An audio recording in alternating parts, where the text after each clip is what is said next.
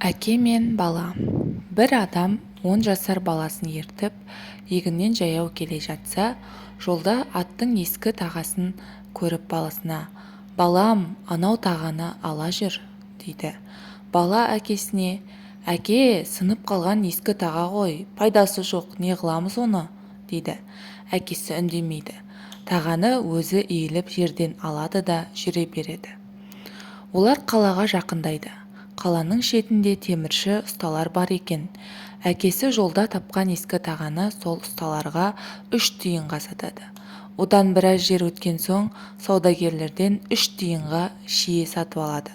Әкесі шиені орамалына түйіп, шетінен өзі бір-бірден жеп, баласына қарамай жүре береді. Біраз жер өткен соң әкесінің қолынан бір шие жерге түседі.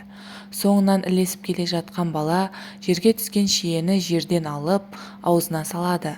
Біраздан соң әкесінің қолынан тағы бір шие түсіп кетеді. Содан кейін тағы бір шие жерге түседі. Сонымен бала әр жерде әкесінің қолынан түскен шиені 10 рет иіліп жерден алып жейді. Ең соңында әкесі тоқтап тұрып айтты: «Көрдің бе?